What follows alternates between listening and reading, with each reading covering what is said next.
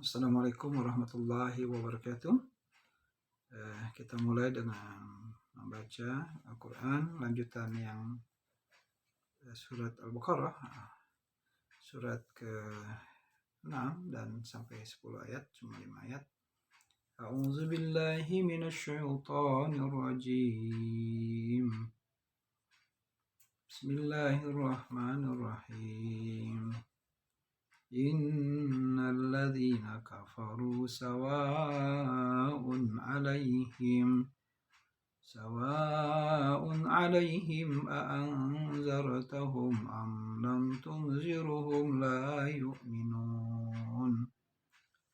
Khatamallahu 'ala qulubihim wa 'ala sam'ihim wa 'ala absarihim ghisawatu wa lahum azabun azim.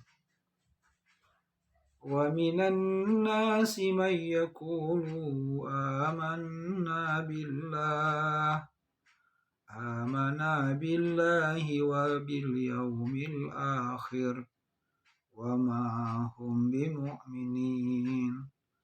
Yukhadi'una Allaha walladzina amanu وما يخدعون إلا أنفسهم وما يشعرون في قلوبهم مرض فزادهم الله مرضا ولهم عذاب أليم بما كانوا يكذبون.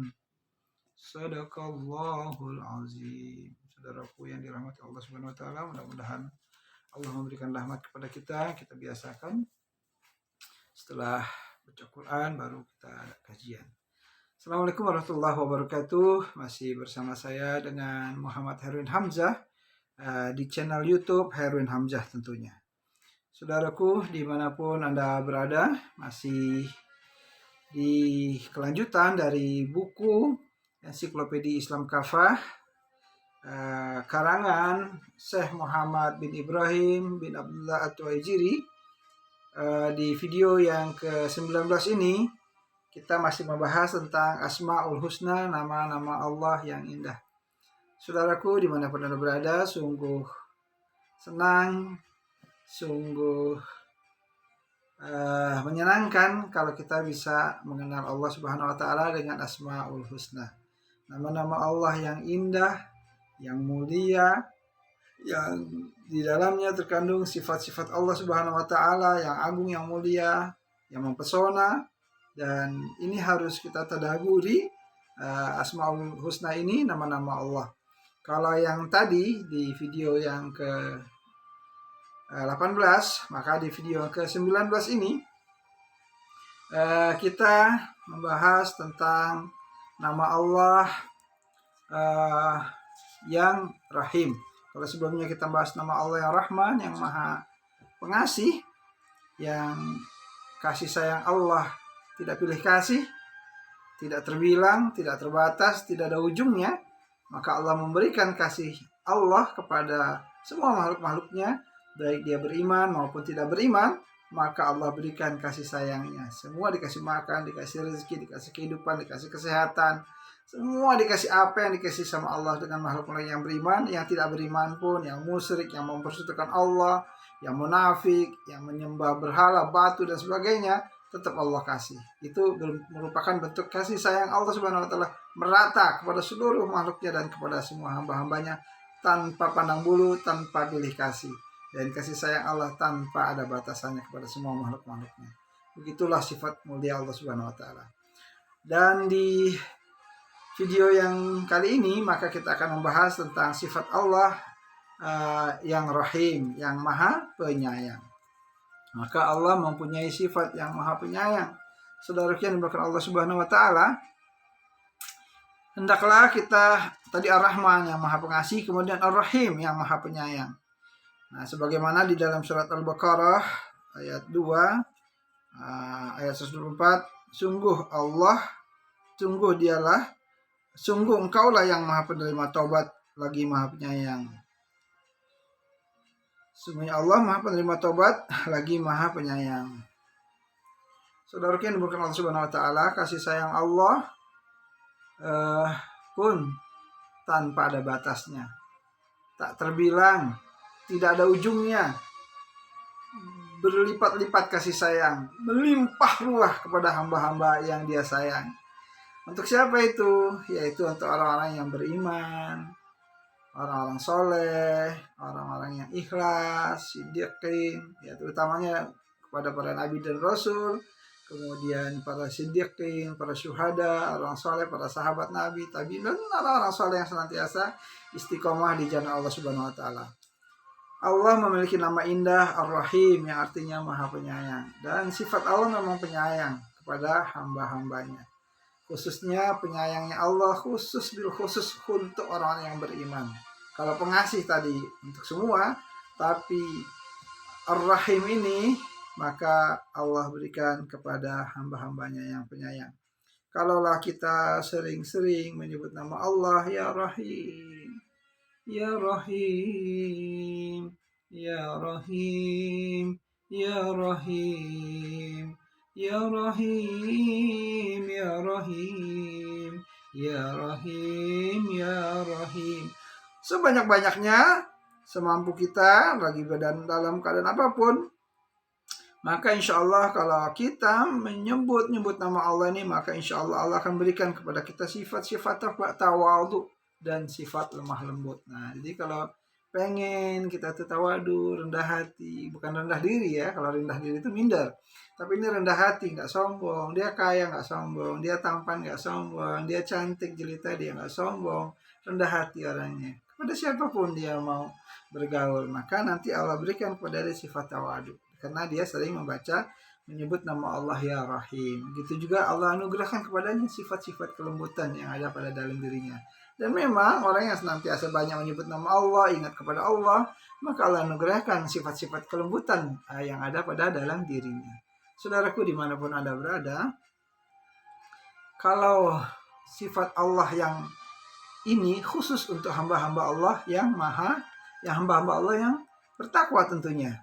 Nah, betapa Allah Maha Penyayang kepada para rasulnya, kepada semua, terutama kepada hamba-hambanya yang sedang mengalami intimidasi, yang sedang mengalami ujian, yang sedang mengalami sakit.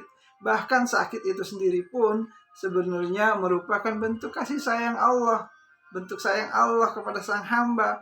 Kenapa? Supaya sang hamba dengan sakit itu Allah angkat derajatnya. Jadi sakit itu amalan pengangkat derajat, asal ketika kita sakit kita bersabar, redha dengan apa yang Allah anugerahkan kepada kita dengan sakit. Coba bayangkan bagaimana Nabi Ayub alaihissalam, Nabi yang sangat sabar menerima sakit, seluruh anggota tubuhnya gatal-gatal, belatung semuanya. Sampai-sampai Nabi Ayub berdoa, ya Allah jangan sampai Allah belatung itu hinggap di lisanku dan juga di hatiku, supaya lisanku bisa berzikir, basah lisan ini untuk nantiasa berzikir menyebutmu, membesarkanmu, mengagungkanmu, ya menyebut-nyebut namamu, dan hati ini itu senantiasa terus ya Allah connect, senantiasa terhubung, senantiasa ingat kepada Allah Subhanahu wa taala. Maka belatung-belatung itu nggak ada di lisannya, di lidahnya, dan di hatinya. Jadi kalau Nabi Ayub itu pengen sholat, belatung itu ditaruh dulu, dia sholat, Masya Allah. Dan dia redha, Nabi Ayub alaihissalam itu menerima ujian sakit. Sakit merupakan bentuk kasih sayang Allah kepada Nabi Ayub. Supaya apa? Allah ingin Nabi Ayub semakin tingkatannya di antara para nabi tinggi, derajatnya di sisi Allah. Awalnya Nabi Ayub bisa dikasih sakit ini karena setan iri, iblis iri. Ya Allah, wajar aja Nabi Ayub tuh engkau beri dia kekayaan. Nabi Ayub tuh kaya raya, kemudian baik, ramah, tampan, rupawan, anaknya banyak, sehat-sehat. Maka nama Ayub ini, Nabi Ayub alaihissalam ini disebut-sebut oleh penduduk langit. Nah, sehingga terdengar oleh iblis. Maka dia berkata, iblis, ya Allah wajar aja kalau Nabi Ayub ini karena dia kaya, anaknya ganteng-ganteng, tampan-tampan, kemudian Ayub ini orang dermawan, kebiasaan Nabi Ayub adalah seperti yang tadi saya ceritakan di video yang sebelumnya, yaitu sering menjamu tamu. Kalau ada kafilah-kafilah jauh, dijamu, dimuliakan tamu, dikasih makan, dikasih uang, sanggup dan sebagainya. Sehingga namanya harum di penduduk langit dan di penduduk bumi. Warga sekitar pada senang dengan Nabi Ayub alaihissalam. Maka iblis iri. Wajar saja ya Allah Nabi Ayub seperti itu karena kau berikan dia kekayaan. Coba kalau dia miskin, belum tentu. Maka Allah uji Nabi Ayub dengan kemiskinan. Dia punya kebun yang luas, punya ternaknya, ribuan ternaknya. Sapi, kambing, berbagai macam ternak. Sukses pokoknya, seorang pengusaha sukses. Tahu-tahu ternaknya pada mati semua. Adakah Nabi Ayub berpaling dari mengingat Allah? Dari menyembah Allah? Tidak. Dia terus semakin dia diuji sama Allah, semakin dia dekat. Kemudian setan berkata, wajar saja anak-anaknya masih sehat. Coba kalau anaknya sama Allah cabut, meninggal semua, bisa jadi dia berpaling sama Allah, meninggalkan anaknya. Atau ada semacam kayak gempa, tertimpa reruntuhan, meninggal anaknya. Nabi Ayub berkata, innalillahi wa inna ilaihi raji'un. Termasuk ketika hartanya habis semua, ternaknya, sawahnya semua pada mati kena hama dan sebagainya, Allah ambil. Dia cuma berkata, innalillahi wa inna ilaihi raji'un. Sesungguhnya segala sesuatunya dari Allah dan kembali kepada Allah. Anaknya begitu juga. Kemudian bukan hanya itu, selesai gitu kata saya, wajar dia masih sehat, coba dia dikasih sakit. Maka Allah kasih Nabi Ayub dengan ujian kasih sayangnya berupa sakit. Allah ingin tunjukkan kepada iblis laknatullah bahwa hamba Allah yang soleh, hambaku ini, hamba pilihanku ini, Nabi Ayub alaihissalam ini, dia tidak akan bisa engkau jerumuskan ke dalam api neraka jahanam dengan Allah berikan berbagai macam ujian. Kasih sayangnya Allah berupa ujian. Diberi sakit, wah gatal-gatal, wah belatung, badannya bau. Masya Allah, semua nggak kuat. Bukan hanya orang lain, bahkan keluarganya, istrinya, dan juga sama. Ada istrinya, kalau nggak salah saya baca di sebuah bukunya itu ada sekitar 4. Maka yang 3-nya semua ini minta cerai. Bahkan Nabi Ayub itu diusir dari rumahnya. Nah, tinggal hanya 1 istrinya masih setia. Maka dalam ujian kasih sayang yang Allah berikan Nabi Ayub ini, Nabi Ayub tetap bersabar. Bahkan istrinya pernah berkata yang setia ini, wahai Nabi Allah Ayub, mintalah kepada Allah kesembuhan agar engkau cepat sembuh. Kata Nabi Ayub, malu aku kepada Allah. Sesungguhnya sakit ini adalah nikmat, anugerah, karunia yang terbesar yang Allah berikan kepadaku. Dan dengan sakit ini aku semakin bisa dekat kepada Allah. Kalau selama ini mungkin aku tadinya suka sibuk, suka lalai dari mengingat Allah, maka aku kembali bisa mengingat Allah Subhanahu wa Ta'ala. Subhanallah tuh jawabannya. Kalau kita kan kalau diberi kesakitan, kesulitan, bangkrut, macam-macam ujian sakit, kita udah mengeluh, udah gak kuat. Nah, Nabi Ayub tidak, bahkan dia senang dengan anugerah sakit yang Allah berikan dalam bentuk kasih sayangnya Allah berupa diuji sakit. Maka akhirnya sama Allah disembuhkan karena sifat sabarnya. Tahukah Anda, ada sekitar 70 orang lebih yang minta diberi ujian seperti Nabi Ayub, tapi Allah hanya kabulkan kepada Nabi Ayub alaihissalam. Begitulah Allah memberikan sayang kepada hamba-hambanya. Allah pun menyayang hamba-hambanya bukan hanya dalam bentuk sakit, tapi juga dalam keadaan sehat. Allah pun memberikan kasih sayangnya juga pertolongannya Allah kepada hamba-hambanya yang teraniaya. Nah, contohnya keluarga Imran. Keluarga Imran itu keluarga yang soleh. Kalau kita suka buka di Quran, ada surat Al-Imran ya. Itu keluarga Imran, itu dia tadinya seorang budak, tapi dia soleh, dia taat kepada Allah. Dia berdoa selalu beribadah, ya Allah, kalau nanti saya punya anak, ingin anak saya itu ya Allah, saya wakafkan untuk Baitul Maqdis ya, Al-Aqsa sekarang ini ya. Maka dia berdoa Imran setiap malam, maka lahirlah seorang anak, tapi bukan laki-laki. Maka yang Allah berikan dia seorang anak bernama Maryam. Nah, wanita ini maka sama keluarga Imran ini Maryam disayang, kemudian dididik sampai dia menjadi besar, kemudian ditumbuh dia menjadi remaja. Ya, anak-anak diajak ibadah. Ya Allah, aku sudah berjanji bernazar kalau saya punya anak, saya akan wakafkan anak saya ini untuk mengurus Baitul Masjid, untuk mengurus umat. Nah, jadi untuk dakwah, untuk di masjid aja terus. Maka Maryam ini dididik dari kecil sama ayahnya Imran, itu di Masjid Baitul Maqdis hidupnya sehari-hari dan sebagainya. Sampai dia besar menjadi wanita yang cantik jelita, wanita soleha, wanita yang terjaga semuanya, terjaga auratnya, pakaiannya bagus, dalam artian tertutup auratnya, kemudian tidak mengundang syahwat kaum laki-laki. Maryam ini wanita mulia, wanita yang terjaga. Nah, saudara yang dimuliakan Allah Subhanahu wa Ta'ala, ketika Maryam sudah besar, tumbuh remaja, orang pada iri semua. Bahkan Maryam ini bisa dengan izin Allah bisa menyembuhkan orang sakit juga. Kalau ada sakit, Maryam datang atau lagi itu kemudian disembuhkan, sembuh, banyak senang orang Maryam. Nah, di masyarakat Baitul Maqdis kaum Yahudi ketika itu banyak yang iri kepada Maryam. Karena wanita Maryam ini biasalah wanita solehah, wanita baik, itu banyak yang iri. Nah, maka suatu ketika Maryam dengan izin Allah, dengan kuasa Allah, diberi mukjizat berupa bisa hamil. Hamil, belum pernah kenal dengan ikhwan, belum pernah kenal dengan laki-laki, belum pernah kenal dengan pria, dan apalagi disentuh, kenal aja nggak pernah. Lawang hidupnya di masjid, terjaga mihrabnya, senantiasa pagi, siang, malam, senantiasa takarub hanya kepada Allah, membersihin masjid, ngajar ngaji, begitulah kira-kira pada saat zaman itu ya, sesuai dengan Taurat pada saat itu. Maka Maryam terus mengajak umat pada jalan Allah besar. Tahu-tahu Allah beri dia mukjizat bisa hamil tanpa pernah mengenal, ngobrol aja sama ikhwan nggak pernah. Jadi memang benar-benar terjaga Maryam ini. Semuanya terjaga, pakaiannya pakai burdah, pakai niqab, pakai cadar, seperti itu kurang lebih. Subhanallah, sampai Maryam juga senang karena itu anugerah dari Allah. Kata Allah menghibur, wahai Maryam, sesungguhnya ini adalah karunia Allah. Ya, tapi masyarakat sekitar tidak bisa menerima karena curiga nih, jangan-jangan Maryam selingkuh nih, berbuat zina dengan pemuda dan sebagainya. Maka dihasutlah orang-orang sekitar, orang-orang Yahudi tentunya menghasut masyarakat sekitar agar mengusir Maryam. Maka Maryam diusirlah ke sebuah tempat yang gersang, tempat yang tidak ada penduduk, tidak ada apapun, tidak ada makanan, tidak ada warung dan sebagainya. Tempat yang gersang, tempat semacam gua. Maka Maryam ketika dia hamil, maka dia pergi dengan perasaan sedih, diusir, dicaci maki, dihina dari kampungnya sendiri. Maka dia pergi meninggalkan Baitul Maqdis menuju ke sebuah gua yang berada di Palestina ketika itu.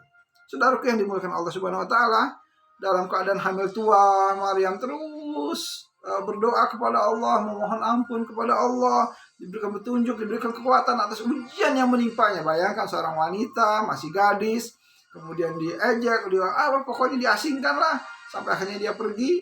Kemudian dia berdoa ketika dia sudah hamil besar, kemudian didatangkan oleh malaikat Jibril. Ketakutan dia, siapa engkau? Jangan takut, kata Jibril, sesungguhnya aku adalah utusan Allah yang yang disuruh, diperintahkan untuk menemuimu di gua ini. Jibril memberikan ketenangan, ketentraman kepada Maryam binti Imran agar dia jangan gelisah, sesungguhnya ada Allah yang senantiasa menyayangi Maryam. Maka Maryam hatinya menjadi tenang dan lega. Maka dengan izin Allah, kemudian akhirnya Maryam bisa melahirkan anak yang akhirnya kelak menjadi seorang nabi pilihan, yaitu Nabi Isa alaihi salam. Nah, saudara yang dimuliakan Allah Subhanahu wa taala, ketika setelah melahirkan Nabi Isa alaihissalam, maka Maryam, ya Allah, perutku lapar ya Allah, aku nggak punya makan, nggak punya minum ya Allah, tolonglah ya Allah. Dia hanya meminta kepada Allah, iya karena Abu iya karena nasta'in. Begitulah kira-kira ya, aku minta hanya kepada Engkau lah kami menyembah, dan hanya kepada Engkau lah kami mohon pertolongan. Saudaraku yang dirahmati Allah Subhanahu wa taala, orang-orang soleh, orang yang taat kepada Allah, itu Allah dengar. Innallaha sami'un alim, sesungguhnya Allah Maha mendengar, lagi Maha mengetahui. Sami' alim, melihat, mengetahui. Jadi Allah mendengar setiap keluh kesah, jeritan, tangisan, rengean, kemanjaan seorang hamba kepada Rabbnya, kepada Allah Ta'ala, dan Allah kabulkan. Maka Allah kabulkan. Tahu Allah Subhanahu wa taala menyuruh kepada Maryam yang sedang dirudung kesedihan karena tempat itu tidak ada air dan makanan, padahal tubuhnya sudah sangat lemah. Ya, setelah melahirkan, maka atas perintah Allah, maka malaikat Jibril yang datang menenangkan Maryam dan memberitahukan bahwa di bawah kaki Maryam terdapat air yang mengalir, dan di sampingnya terdapat pohon kurma yang telah masak, pohon kurma yang sudah matang, pohon kurma yang tinggal dimakan, dipetik. Akhirnya tubuhnya kembali segar, dan bayi Isa pun tumbuh sehat. Nah, itu dia, subhanallah. Nah, setelah melahirkan Nabi Isa digandung kesedihan karena di tempat itu tidak ada air dan makanan. Padahal tubuhnya sangat lemah. Ya, lemah, lemas. Setelah melahirkan Nabi Isa alaihissalam, maka atas perintah Allah, malaikat Jibril datang untuk menenangkan Maryam dan memberitahukan bahwa di kaki Maryam terdapat air yang mengalir dan di sampingnya terdapat pohon kurma. Jadi Di bawah kakinya itu ada air semacam sungai-sungai kecil. Tinggal minum, ada kurma tinggal ambil. Allah Maha Kuasa atas segala sesuatu. Innallaha ala kulli syai'in qadir. Sesungguhnya Allah berkuasa atas segala sesuatu. Bukankah Allah juga memberikan pertolongannya kepada Siti Hajar, istrinya daripada Nabi Ibrahim alaihissalam? Ketika itu dia membawa Ibrahim kecil, kemudian di bakalnya yang di bawahnya sedikit, cuma untuk beberapa hari, kemudian sedikit. Maka Hajar bertanya kepada Ibrahim, apakah ini perintah Allah? Iya. Ibrahim sebenarnya berat hati sebagai seorang suami, sebagai seorang ayah, meninggalkan istri dan anaknya, gak ada siapa-siapa. Kering kerontang padang pasir ketika itu yang ada di Mekah. Maka karena itu perintah Allah, maka Nabi Ibrahim sami'na wa ta'na. Begitu juga istrinya Hajar, sami'na wa ta'na. Tapi ingatlah bahwa sesungguhnya Allah Maha Pengasih dan lagi Maha Penyayang. Allah gak mungkin menyia-nyiakan hambanya yang bertakwa kepada Allah, bertawakal kepada Allah. Barang siapa bertawakal kepada Allah, bertakwa kepada Allah, maka Allah akan memberikan jalan keluar dari pintu arah yang tidak diduga-duga. Allah memberikan rezeki yang sangat banyak, yang melimpah kepada orang-orang yang bertakwa. Maka Siti Hajar pun akhirnya dia berlari dari Safa ke Marwah. Dia pikir ada barangkali kafilah yang datang. Dia lari dari Safa Marwah, Marwah ke Safa terus sampai 7 kali. Maka kemudian setelah itu dia pasrah kepada Allah. Ya Allah, Engkaulah penolongku, ya Allah, Engkau pelindungku. Maka dengan sifat Allah, dengan nama Allah Asmaul Husna, Ya Rahim, yang Maha Penyayang, maka kasih sayang Allah curahkan. Tahu-tahu Allah perintahkan untuk menggoyang di kakinya si bayi yang masih kecil, Nabi Ibrahim alaihissalam. Maka tahu-tahu keluarlah mata air yang mengalir, yang jernih, yang bersih, yang menyehatkan. Itulah air Zam-Zam. Dan sampai saat ini air Zam-Zam itu terus mengalir sampai hari kiamat, tidak pernah habis-habis dengan kuasa Allah. Allah memiliki nama indah Ar-Rahim, yang Maha Penyayang. Kasih sayang Allah berikan kepada Maryam, wanita soleha, wanita mulia, Maryam soleha. Kemudian kasih sayang Allah juga Allah berikan kepada Siti Hajar daripada Bunda Ismail, Nabi Ismail alaihissalam, istri Nabi Ibrahim alaihissalam. Kemudian Allah pun juga memberikan kasih sayangnya kepada Rasulullah ketika di gua, ketika Rasulullah dikejar-kejar kaum kafir Quraisy, beliau menuju perjalanan ke Taif atau ke Madinah. Ketika itu sudah hampir ketahuan, hampir ketangkap. Masya Allah. Kemudian sama Allah tolong, Allah berikan pertolongan, Allah kasih sayang Allah lindungi nabinya yang mulia, Nabi Muhammad SAW. Kemudian Allah hadirkan burung, kemudian Allah suruh ada semacam laba-laba, burung itu hinggap di situ. Jadi ketika orang itu melihat, nggak mungkin ada manusia, orang ada sarang laba-laba, ada burungnya, masih kecil lagi, berarti nggak mungkin, kalau misalnya pasti terbang. Nah, itu kuasa Allah. Allah menghadirkan, Allah suruh, Allah perintahkan burung, laba-laba dan sebagainya untuk ada di sana. Itu semuanya Allah Maha Kuasa. Innallaha ala kulli syai'in qadir. Maka kekuasaan Allah, kasih sayang Allah kepada hamba yang bertakwa hadir di saat hamba membutuhkan. Allah Subhanahu wa taala memiliki nama yang indah Ar-Rahim. Allah yang Maha Penyayang, yang kasih sayang Allah khusus untuk hamba-hamba Allah yang taat, yang pasrah, yang bertawakal. Apakah itu hanya berlaku untuk para nabi, para rasul, para sahabat nabi? Apakah itu tidak berlaku dengan kita? Tidak, pasti juga berlaku. Kalau kita menjadi hamba Allah yang berusaha untuk taat kepada Allah Ta'ala, kemudian kita pasrah, kemudian kita udah ikhtiar, kemudian kita berusaha untuk taat sama Allah, bertakwa kepada Allah, berusaha dekat sama Allah, menjauhkan diri dari perbuatan dosa dan maksiat. Apapun kesulitan kehidupan yang Anda alami, saya alami, pasti akan ada jalan keluarnya kalau kita bertakwa. Maka semua pokok persalahan adalah kita harus bertakwa kepada Allah Subhanahu wa taala. Nah, bertakwa itu kita takut, tunduk patuh, beribadah kepada Allah dengan sungguh-sungguh. Kemudian kita berusaha sekemampuan kita untuk menjauhi perbuatan-perbuatan yang dilarang oleh Allah Subhanahu wa taala. Kenapa bala bencana, musibah datang berganti, silih berganti, menerpa, menghantam, menerjang kita? Itu semuanya barangkali karena kalau kita mau muhasabah, introspeksi diri, adalah karena kesalahan diri kita sendiri. Betapa banyak kita ini lalai kepada Allah, berbuat dosa, sehingga itu bukan karena Allah tidak pernah zalim terhadap hamba-hambanya. Allah tidak pernah berbuat aniaya. Allah haramkan dirinya Allah Subhanahu wa taala untuk bersikap aniaya kepada hamba-hambanya. Begitulah Allah memiliki sifat yang mulia, yang agung. Di antaranya nama-nama Allah yang agung. Yang kedua ini adalah Ar-Rahim. Sifat Allah yang maha penyayang. Jadi kasih sayang Allah tiada terbilang, tidak ada terbatas. Kasih sayang Allah sangat luas. Bukan hanya di dunia, di alam kubur. Nanti Allah akan berikan kasih sayang kepada hambanya yang gemar baca Quran, gemar baca surat Al-Muluk, gemar baca surat Al-Kahfi kalau malam Jumat dan sebagainya, puasa dan sebagainya. Maka itu nanti kasih sayang Allah itu Allah berikan di dunia, kemudian di akhirat ketika kita di dunia mau sakratul maut Allah berikan, saat hidup Allah berikan juga kasih sayangnya, saat mau meninggal Allah anugerahkan kasih sayangnya, dan saat kita di alam kubur dan sampai kita nanti di akhirat Allah berikan kasih sayangnya kepada hamba-hamba yang senantiasa ingin berbuat taat kepada Allah Subhanahu wa taala. Saudaraku yang dimuliakan Allah Subhanahu wa taala, hendaknya kita gemar lisan ini basah menyebut nama Allah, ya Rahim. Ya Rahim. Ya Rahim. Ya Rahim. Ya Allah yang Maha Penyayang. Ya Rahim. Ya Rahim. Ya Allah ya Rahim. Agar kita dengan sering-sering menyebut nama Allah, ini Allah lembutkan hati kita. Allah anugerahkan kepada kita sifat-sifat tawadu. Allah anugerahkan kepada kita hati yang lembut. Hati lembut itu hati yang gak kasar, hati yang mudah tersentuh. Kalau kita ada bencana kita ingin bantu, ada orang susah kita ingin bantu, ingin nolong. Kalau dengar orang susah, ada orang ini, jangan pelit, ada orang gak punya uang, kalau bisa kasih-kasih, gak usah dipinjemin. Kalau bisa sesuai dengan kemampuan kita.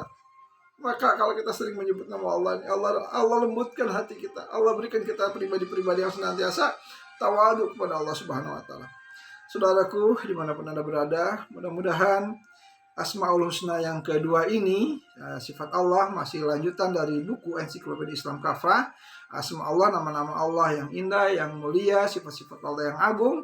Yang kedua ini yang berupa Ar-Rahim. Kalau yang kemarin Ar-Rahman, Allah memberikan kasih sayangnya, kasihnya, pemberiannya kepada seluruh makhluknya tanpa pandang bulu. Sedangkan Ar-Rahim, sayangnya hanya khusus Allah berikan kepada hamba-hambanya yang bertakwa.